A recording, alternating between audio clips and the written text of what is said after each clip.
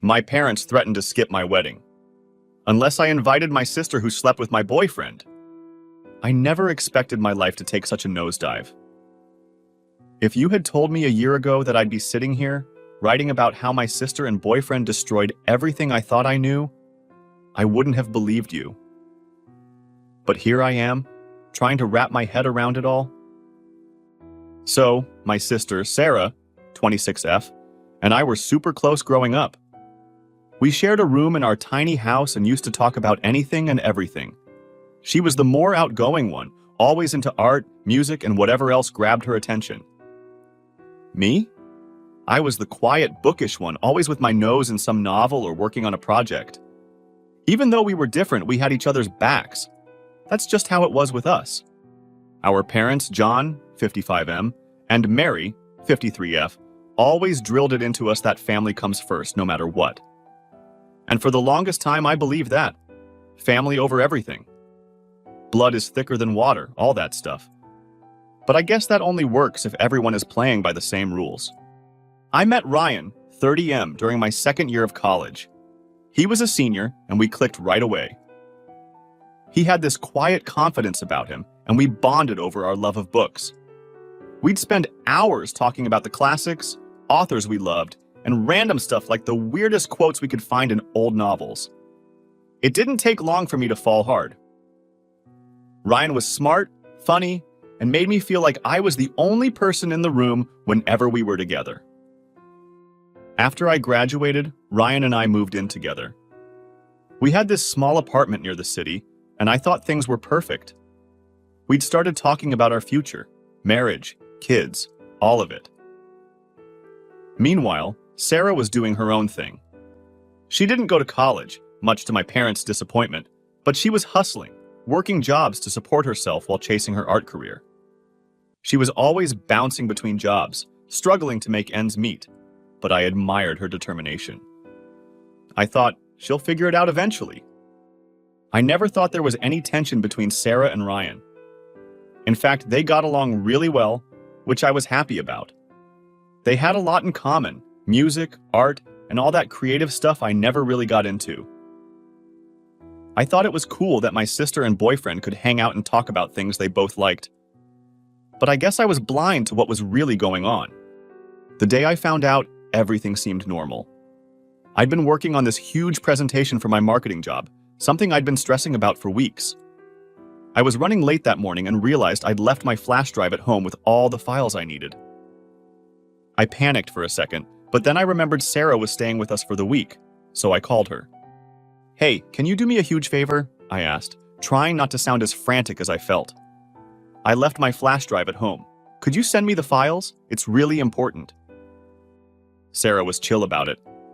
"Yeah, no problem," she said. "I'll email them to you in a few minutes." Crisis averted, or so I thought. Later, I got a notification on my phone. Sarah had sent the files. But when I opened the email, there was something else in there. It wasn't the files I asked for right away. Instead, the subject line just said Ryan, and the email was some half-written draft she must have forgotten to delete. My heart started racing, but I tried to shake it off. I told myself I was overreacting, that it was probably nothing. But curiosity got the better of me. I scrolled down, and what I saw, it felt like the ground fell out from under me. There were messages, dozens of them, all between Sarah and Ryan. And they weren't just friendly texts either. They were intimate, flirty, detailed descriptions of meetups and inside jokes that only lovers share. And then I saw the part that hit me the hardest. "I can't wait to see you again tomorrow, Sarah. Last night was amazing." Last night. The night I was working late on my presentation, thinking my boyfriend was home watching TV and my sister was out with friends. Turns out they'd been together, doing God knows what behind my back. My stomach twisted. I couldn't breathe. I felt like I was going to be sick right there at my desk. My hands were shaking as I scrolled further, reading more than I should have. I guess part of me wanted to find something, anything, to prove it wasn't what it looked like. But it was all there, laid out in black and white. They'd been sleeping together for months, 6 to be exact. 6 months of lies. I don't even remember how I got home that day. Everything was a blur. When I walked through the door of our apartment, Ryan was sitting on the couch, looking like he didn't have a care in the world. It made my blood boil. I didn't waste any time. I didn't even bother with pleasantries. I just threw my phone at him, literally, and told him to explain himself. He looked confused at first, like he had no idea what I was talking about. Then he picked up the phone, saw the messages, and his face went pale. "It's not what it looks like," he stammered. Oh, here we go, I thought. The classic line. "Really?" I snapped. "Because it looks like you've been screwing my sister for half a year." Ryan tried to come up with excuses. It was a mistake. We didn't mean for it to happen. It's not serious. But the more he talked, the angrier I got. Every word that came out of his mouth felt like another betrayal. Finally, he stopped trying to lie and just sat there, head down, admitting that everything I'd read was true. He said it was all innocent at first, late-night talks when I was asleep, a shared love of art and music that turned into something more. I didn't care. I was done. "Get out," I said, my voice shaking. "I don't want to see you again." Ryan didn't argue. He grabbed his stuff and left. And just like that, the life I thought I was building with him crumbled to dust. But the worst part wasn't even him. It was Sarah, my own sister. After Ryan left, I sat there, trying to process what had just happened. But I couldn't. Not until I confronted Sarah. I had to hear it from her. I had to know why she'd done this to me. I drove to her place, my hands shaking the whole way. When she opened the door, she looked like she already knew. She didn't even try to lie like Ryan did. She just stood there, looking guilty, and said the words that broke me completely. "I'm sorry. I didn't mean for it to happen, but I love him." I couldn't believe it. My own sister. I couldn't even find the words to respond. I just turned around and left, tears streaming down my face as I realized the two people I trusted most had completely shattered my world. And that was it. That was the day I lost them both. I don't think I've ever felt as numb as I did driving away from Sarah's apartment that day. I had all these emotions boiling up inside of me: anger, betrayal, sadness. But I just felt empty. It was like I was floating through it all, watching my life fall apart in slow motion and not being able to do a damn thing about it. I parked my car at a random lot and just sat there for a while, trying to make sense of everything. How could they do this? How could she do this? Sarah was my sister, someone I trusted more than anyone in the world, and Ryan, well, I thought he was my future. It was like my whole life had been a lie, and I was the last one to find out. Eventually, I went back to the apartment I used to share with Ryan, and when I walked in, it felt so wrong. The place felt different, like it wasn't even mine anymore. I looked around at all the stuff we'd bought together, the couch we used to binge-watch shows on, the pictures of us hanging on the walls, and it just hit me. None of that mattered now. Everything was tainted. I didn't even know where to start, but I knew one thing: I couldn't stay there. I didn't want to be in the same place where everything had happened. I grabbed a duffel bag and started throwing in some clothes, my laptop, and anything else I thought I'd need for a few days. I couldn't bring myself to pack up everything. It felt too final, like I was officially admitting that my life with Ryan was over. While I was packing, Ryan came back. I heard the door open and I froze for a second. I didn't want to see him, didn't want to hear anything he had to say, but there he was, standing in the doorway, looking like he'd been run over by a truck. Part of me wanted to yell, to scream at him for what he'd done. But I was too tired, too drained to even get that angry anymore. "Please, just listen," he said, his voice all shaky. "Can we talk?" I didn't answer. I just kept packing, my back to him. But he didn't get the hint. He walked closer, standing in the middle of the room like he didn't know what to do with himself. "I made a mistake," he said, and I felt my blood pressure rising. A mistake? Seriously? That's what he was going with? Like this was some little slip-up he could apologize for, and we could just move past it? I dropped the bag on the floor and turned around to face him. "A mistake? You slept with my sister for 6 months, Ryan. That's not a mistake. That's a choice. Over and over again. He looked down at his feet like a scolded kid. I know, he mumbled.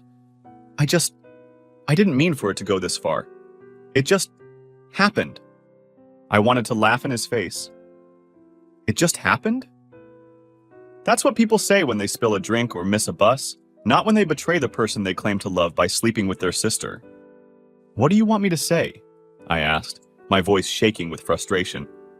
What can you possibly say that's going to make this better? Ryan opened his mouth, then closed it again, like he didn't have an answer. Because there wasn't an answer. Nothing he could say was going to undo what he did. Nothing was going to fix it. I'm sorry, he whispered. I rolled my eyes. Sorry, that's it? He looked desperate now, like he was grasping at straws. I never wanted to hurt you. I was just confused. Sarah and we connected over stuff, and I didn't know how to handle it. I didn't mean for it to happen, but it did, and I'm sorry. I messed up. Yeah, you messed up, I snapped, my voice louder now. You didn't just mess up, Ryan. You broke my trust. You broke me. I could feel the tears welling up in my eyes, but I didn't want to cry in front of him. I didn't want to give him the satisfaction of seeing how much he'd hurt me. Ryan stepped closer, reaching out like he was going to touch me, but I backed away, holding up my hand. Don't, I said, my voice cracking. Just don't. He stopped, his arm falling to his side, and we stood there in silence for what felt like forever. I didn't know what to do, what to say. I just wanted him gone. You need to leave, I finally said. Can we at least talk about this? He asked, his voice pleading. I don't want to lose you. I couldn't help but laugh, but it wasn't a happy laugh. It was the kind of laugh you make when everything's so messed up that it doesn't even feel real anymore. You lost me the moment you decided to sleep with my sister, I said, wiping my eyes. There's nothing left to talk about. We're done. Ryan stood there, looking like he wanted to argue, but he didn't. He just nodded, his shoulders slumped, and turned to leave. As the door clicked shut behind him, I felt a strange mix of relief and sadness. Relief because he was finally gone, and sadness because this was it. This was the end of everything we'd built together. I sat down on the bed, staring at the half-packed bag on the floor. My mind was racing, but at the same time, I felt this weird numbness, like my brain was trying to protect me from feeling too much at once. I knew I had to move forward, had to start figuring out what came next, but right then, I was just stuck in that moment, trying to wrap my head around everything that had just gone down. I texted my friend Emily, asking if I could crash at her place for a while. I couldn't stay here. Not after what happened. I needed to get out, get some space to clear my head, and figure out my next move. Emily didn't ask questions. She just said, "Of course, come over whenever you're ready." I stuffed the rest of my clothes into the duffel bag, grabbed my essentials, and left the apartment, not even bothering to look back. I wasn't sure when I'd be back to get the rest of my stuff, but I knew I couldn't stay there another second. That place wasn't my home anymore. It hadn't been since the moment I found out what Ryan and Sarah had done. As I drove to Emily's, I kept replaying everything in my head. The emails, the lies, the look on Ryan's face when I confronted him. Sarah's empty apology. It was like I couldn't escape it, no matter how hard I tried. By the time I got to Emily's, I was completely drained. She gave me a hug, told me I could stay as long as I needed, and didn't press me for details. I was grateful for that. I wasn't ready to talk about it yet. Not really. That night, as I lay on her couch, staring at the ceiling, I tried to focus on anything other than the pain that was threatening to swallow me whole. But it was impossible. The betrayal, the heartbreak, it was all too fresh, too raw. I didn't know what the next day would bring or how I was going to move forward from this. All I knew was that I had to keep going, even if it felt like I was falling apart. Because what else could I do? I stayed at Emily's place for the next few days, trying to figure out what the hell I was going to do with my life now. It's crazy how your whole world can just collapse in an instant, and you're left picking up the pieces, not even sure how to start. I didn't want to face my family yet, especially not my parents.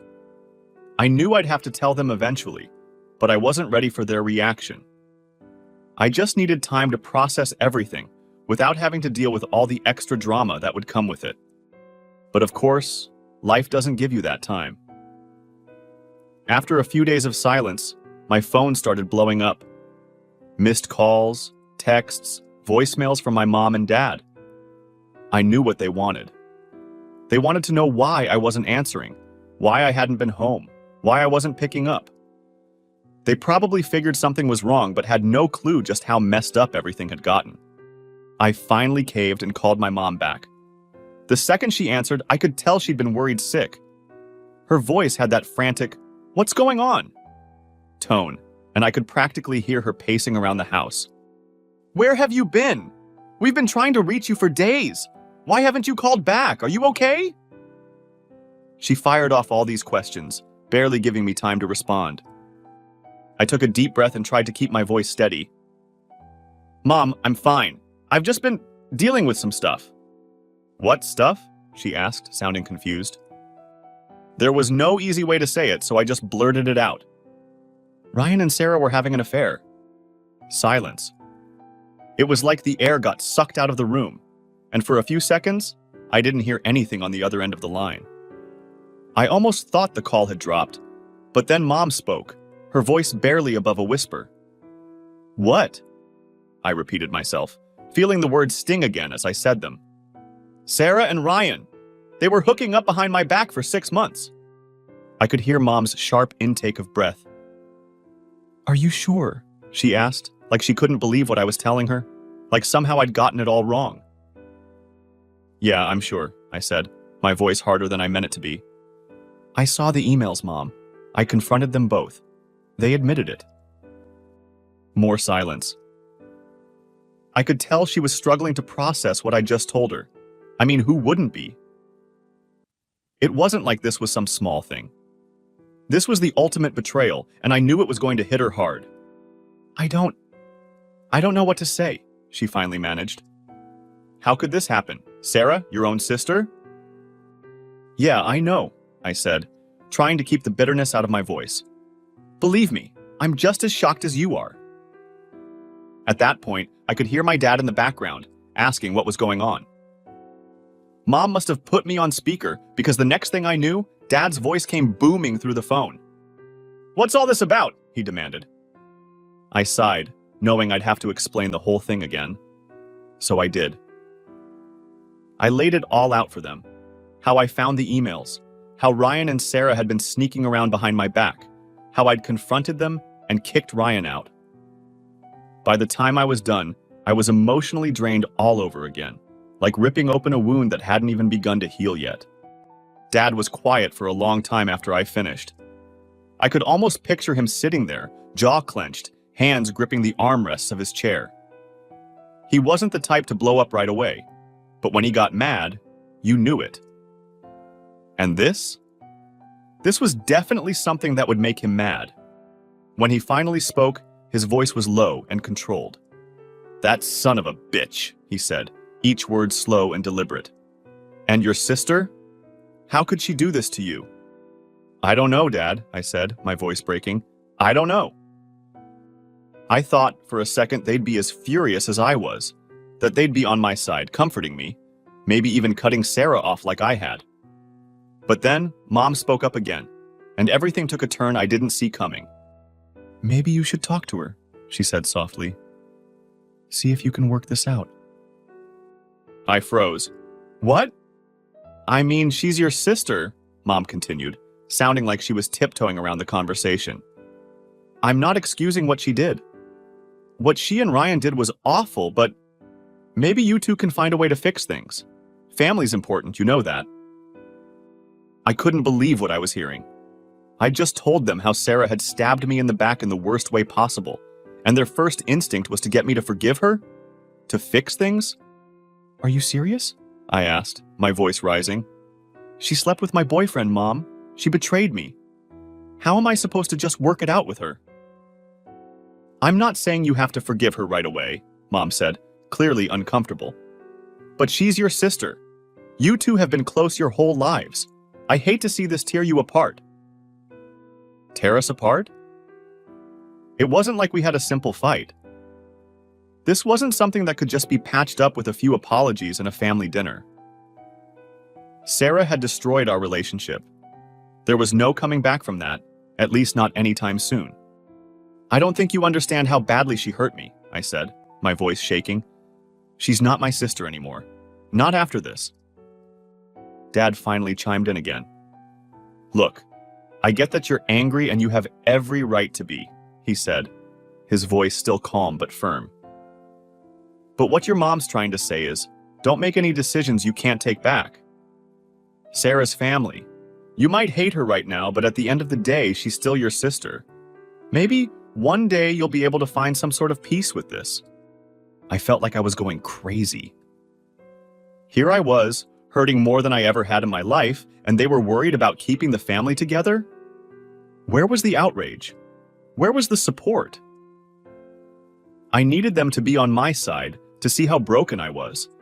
But all I was getting was, she's still your sister and family is everything. I'd had enough. I can't do this right now, I said, my voice tight. I need some space. I'll talk to you guys later. I hung up before they could say anything else. I was shaking, trying to hold back the tears. I couldn't believe it. My parents, my own parents, were more concerned about me forgiving Sarah than they were about what she'd done to me. It felt like they were choosing her, like they were telling me my feelings didn't matter.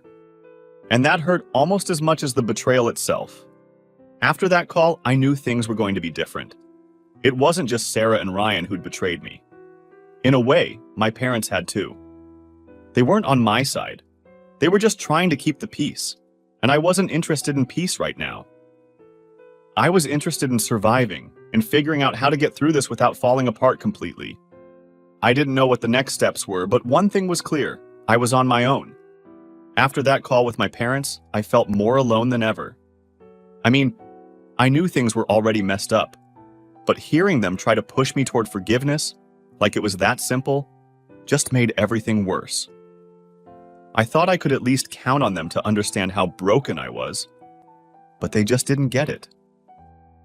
It's like they were so focused on keeping the family together that they couldn't see how much I needed them to support me, not Sarah. I stayed with Emily for a while longer, trying to get my head on straight. I had no idea how to even begin putting my life back together. The person I thought I was going to marry had betrayed me. My sister, the person I trusted the most, had betrayed me, and my parents? They were basically telling me to suck it up and get over it. I wasn't ready to deal with any of it, but I knew I couldn't hide forever. One night, while I was zoning out on the couch at Emily's, she brought up something I hadn't thought about yet. You know, you're going to have to get the rest of your stuff from the apartment at some point, she said carefully, like she didn't want to push me too hard, but knew it had to be said. She was right. I couldn't just avoid the apartment forever, no matter how much I wanted to. All my things were still there, and I had to figure out how to move on. But the thought of going back to that place, the place where everything fell apart, made me sick to my stomach. So, a few days later, Emily and I drove over to the apartment. I hadn't been back since the day I kicked Ryan out, and walking through the door was like stepping into a time capsule of everything I'd lost. We managed to pack most of my things by the end of the day, but I still had this feeling of unfinished business. Like even though I'd gotten all my stuff out, I hadn't fully let go yet. The apartment, Ryan, Sarah, it all still had this hold on me, and I hated it. When we finally got back to Emily's, I felt a little lighter, but I still wasn't sure what my next move was. I couldn't go back to that apartment, but I didn't want to keep imposing on Emily forever. I needed to start making some real changes to move on from this chapter of my life, even if it felt impossible at the moment. It was around that time I met Alex. We were introduced through some mutual friends at a casual get-together, and at first I wasn't really in the mood for socializing. I mean, after everything that had happened, the last thing on my mind was meeting someone new. But Alex was different. He didn't push, didn't pry into what had happened. He was just easy to talk to. He made me laugh in a way I hadn't in a long time. I remember one night we were all sitting around, and Alex started telling this ridiculous story about his dog getting into his neighbor's yard and causing absolute chaos. It was stupid and silly, but it was the first time I genuinely laughed since everything fell apart. I didn't realize how much I needed that.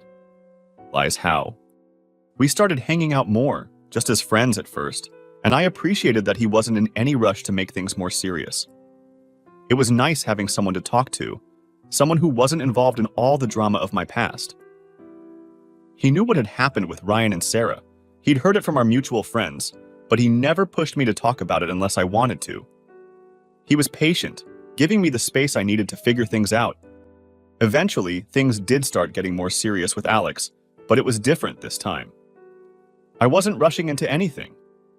After what had happened with Ryan, I had major trust issues, and Alex knew that. He didn't push me to move faster than I was comfortable with, which made all the difference. Slowly, I started to feel like maybe there was a future for me after all, even if it wasn't the one I'd originally planned. But just as I was starting to feel like I was getting my life back on track, my parents threw another wrench into things.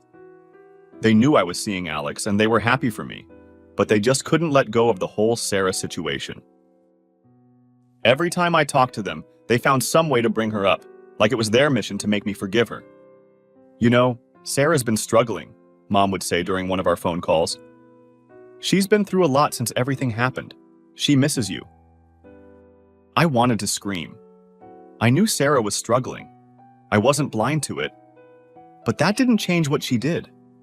And yet, every time I talked to my parents, it was like they were trying to guilt me into letting her back into my life. They just couldn't seem to understand that I wasn't ready for that. Maybe I'd never be ready for that. It got to the point where I was dreading talking to them. Every conversation turned into some sort of passive-aggressive guilt trip about Sarah and how family is forever and everyone makes mistakes.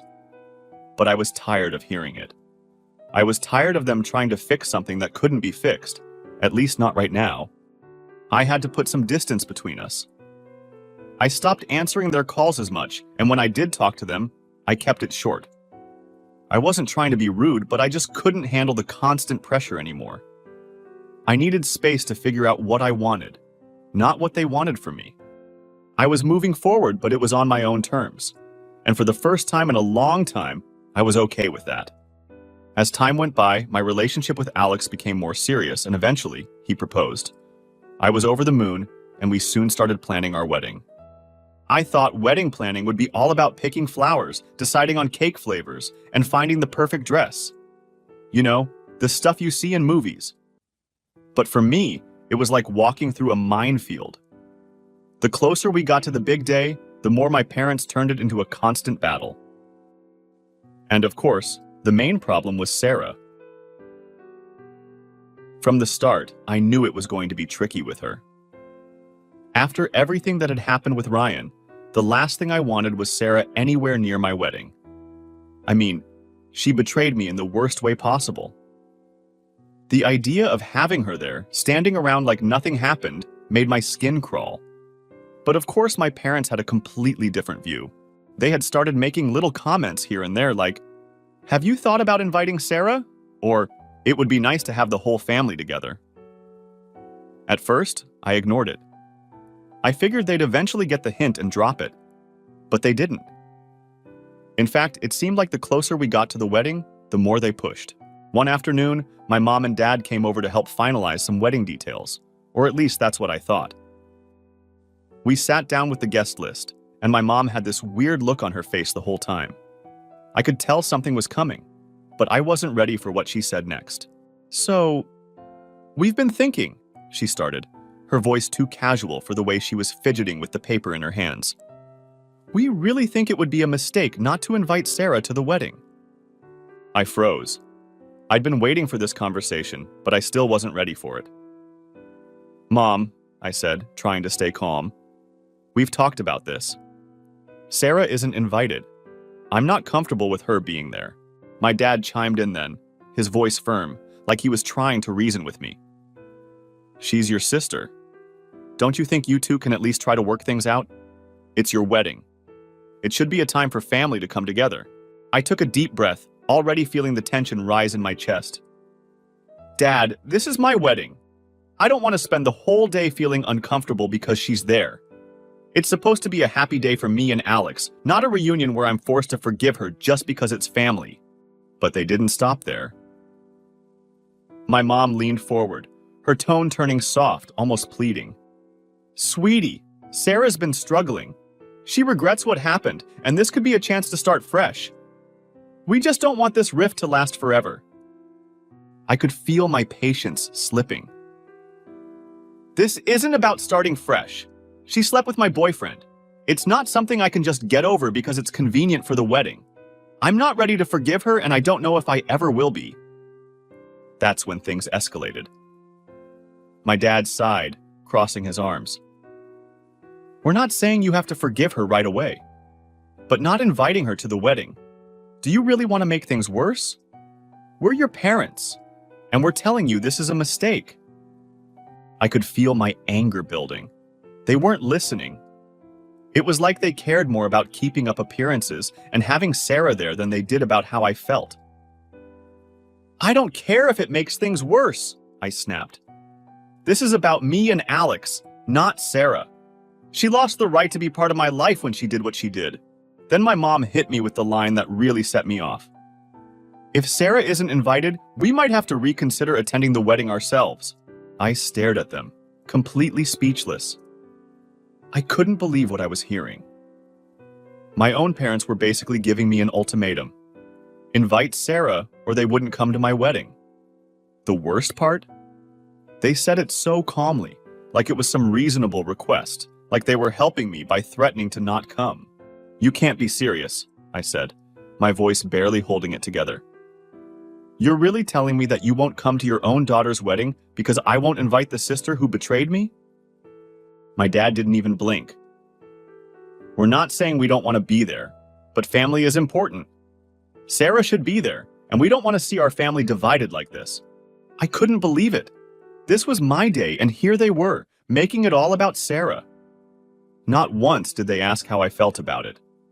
Not once did they consider that maybe, just maybe, I didn't want the person who hurt me most at my wedding. But it got worse. They didn't just stop at Sarah. Oh no, they decided to come for Emily too. And about Emily, my mom started, hesitating like she knew she was about to cross a line. We know she's been a good friend to you, but we also feel like she's complicated things between you and the family. I just stared at her. What are you talking about? My dad jumped in, clearly trying to back her up. We think maybe you should reconsider having Emily in the wedding party. She's been part of the reason you've distanced yourself from us, hasn't she? We're just worried she's been a negative influence. I couldn't believe what I was hearing. They were actually blaming Emily, my best friend, the one who had stood by me when my life fell apart, for complicating things. They thought she was the problem? So, let me get this straight, I said, my voice shaking. You want me to invite Sarah, the person who betrayed me, but uninvite Emily, the person who supported me through all of this? That's your solution? My mom had the nerve to look sad, like she was the one being hurt here. We just think it would help things go smoother. You and Sarah could try to rebuild, and Emily, well, she's not family. That was it. I was done. You know what? No. Emily is family. She's been more of a sister to me than Sarah ever has. If you're telling me I have to choose between inviting Sarah or having you at my wedding, then I guess you're not coming. They looked shocked, like they couldn't believe I was actually standing up to them. But I wasn't backing down. I wasn't going to let them guilt trip me into making my wedding day about Sarah. This is my wedding, I continued, my voice firm. And I'm not going to invite someone who hurt me just to make you happy. If you can't respect that, then maybe you shouldn't be there. My mom started to cry, and my dad just shook his head, but I didn't care anymore. I wasn't going to bend this time. They could either support me or miss the wedding, but I wasn't going to let them control my life anymore. They left without saying much else. And after the door closed, I just stood there, feeling a weird mix of sadness and relief. It hurt, knowing they might not come. But at the same time, I felt free. Free to have the wedding I wanted, with the people who actually cared about me and supported me. And honestly, that's all I needed. After everything that happened with my parents, I wasn't sure what to expect. I sent out the invitations, hoping deep down that maybe they'd change their minds. I kept telling myself not to get my hopes up, but, they're my parents. Even after all the drama, I thought maybe, just maybe, they'd come to their senses and show up for me on my wedding day. But as the days passed and the RSVP deadline came and went, I didn't hear a thing. No call, no message, nothing. I tried not to let it get to me, but it's hard not to feel something when your own parents are basically saying, "Yeah, we'd rather skip your wedding than support you."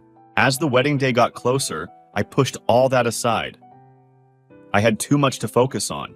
Last-minute details, the dress, the rehearsal, making sure everything was lined up for the big day.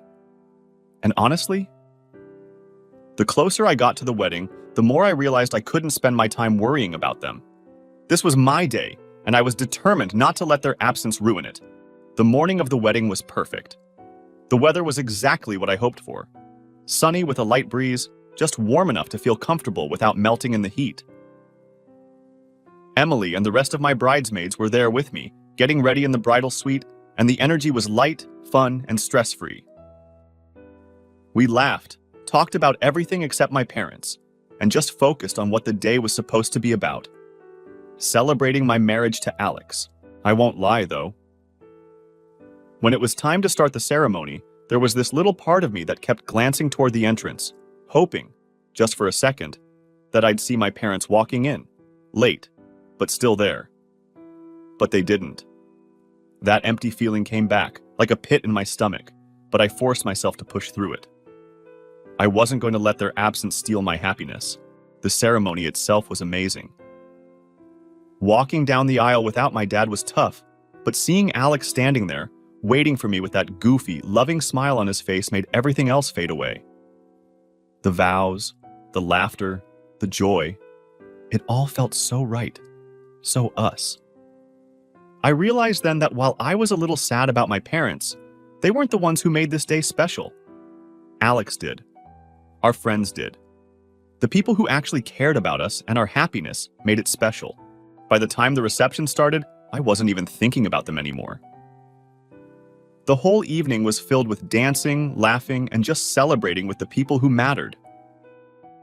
Emily gave the most heartfelt speech, making everyone tear up a little, and Alex's best man told some hilarious stories that had everyone rolling. The food was great, the music was perfect, and the dance floor was packed all night.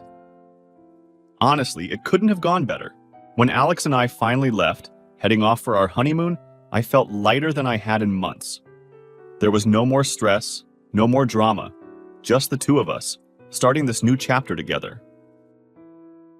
We went on this amazing trip, spending 2 weeks at a beach resort, just relaxing and enjoying the fact that we were married.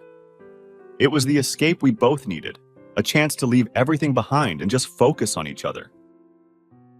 But even during the honeymoon, I kept waiting for my phone to buzz, thinking maybe my parents would reach out. Maybe they'd regret not coming. Maybe they'd want to make amends. But nothing. Not a single text. Not a call. Not even a generic congrats message. Radio silence. And honestly, by the time we got back, I was over it. Done. I had spent so much energy worrying about them, hoping they'd come around. But it was clear they weren't going to. I had given them every chance to be part of my life, to show up for me when it really mattered, and they chose not to. That's on them, not me. I'm not saying it didn't hurt because it did. But I was done letting their decisions control how I felt. I wasn't going to spend any more time chasing after people who didn't want to be there for me. I had Alex. I had my friends. I had the people who did show up, and that was enough. So, after the honeymoon, I just moved on. I didn't reach out to them, and they didn't reach out to me. And that was fine. I had a new life to focus on, and I wasn't going to let their absence cast a shadow over my happiness. The wedding was everything I hoped it would be, even without them. And as much as it hurt to realize they'd chosen not to be part of it, it also showed me something important. I don't need them to validate my life. I've got the people who truly care about me, and that's more than enough. So yeah, I was done with them. For the first time, I felt okay saying that. It wasn't angry or bitter. It was just the truth. They made their choice and I made mine. And at the end of the day, I was happy with how it all turned out.